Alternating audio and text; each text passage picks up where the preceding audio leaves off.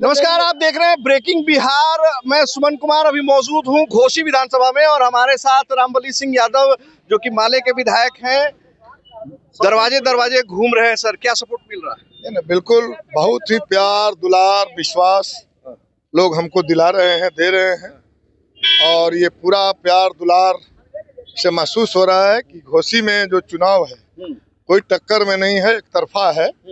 और हमारे पक्ष में, इंडिया गठबंधन के पक्ष में एक सुनामी चल रहा है और अभी पहला चरण का जो चुनाव हुआ उससे जो संदेश गया है लोगों में कि इसमें 75% सीट जो इंडिया गठबंधन जीतने जा रही है, उससे इस इलाके में उत्साह और बढ़ गया है और यहाँ का चुनाव एक तरफा भाकपा माले के पक्ष में, इंडिया गठबंधन के।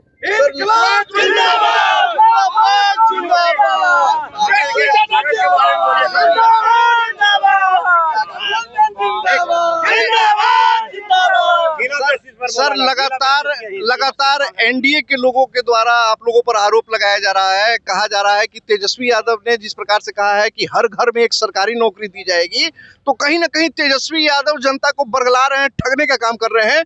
तकरीबन 2 करोड़ 71 लाख के आसपास में परिवार है और 26 लाख लोग सरकारी नौकरी में है। तो आखिर तकरीबन 2.5 करोड़ लोगों को रोजगार कहाँ से दिया जाएगा, और वो भी सरकारी? ये 2020 में भी बोलते थे। अच्छा, क्योंकि ये लोग तो नौजवानों के विरोधी लोग हैं, रोजगार विरोधी हैं, अडानी अंबानी के साझेदार हैं लोग। तो 2020 में भी बोलते थे, जब हम लोग बोलते थे कि 10 लाख नौकरियां देंगे, तो बोलते थे कहाँ से लाएगा बाप, कहाँ से लाएगा। तो हम लोगों ने जब 17 महीना हमको मौका मिला तो 5 लाख लोगों को नौकरी दे करके बता दिया गया, सिखा दिया गया उनको कि नौकरियां मिल सकती है। हाँ, ये अलग बात है कि एनडीए सरकार में अडानी को पूरा रोजगार मिला, आपको मालूम ही है। 1050 एकड़ जमीन जिसमें 10 लाख पेड़ लगे हुए हैं, 1 रुपया पर अडानी को दे दिया गया। अगर वो उसके जगह पर बेरोजगारों पर अगर फोकस किया जाता, रोजगार क्यों नहीं मिल सकता था। इसलिए हम लोगों ने दिखा दिया है 17 महीने की सरकार में। इसलिए उनकी बकवास अब ये बिहार की जनता नहीं सुनेगी, क्योंकि वो लोग रोजगार विरोधी है ना, तो इसलिए हम लोग तो दिखा दिए। चलिए, आप अलग अलग क्षेत्रों में घूम रहे हैं, आपका ज्यादा समय नहीं लूंगा। एक आखिरी सवाल आपसे रहेगा कि जिस प्रकार से जहानाबाद के पूर्व सांसद अरुण कुमार के पुत्र को यहाँ से लाया गया है, ऋतुराज कुमार को, कितनी बड़ी टक्कर दे पाएंगे रामबली सिंह यादव? तो बच्चा है, बिना बाप के गोद के तो इधर उधर घूम नहीं सकता है वो। हमारे शुभकामना देते हैं, जवान होइए, आने वाले दिनों में नेता बनिएगा।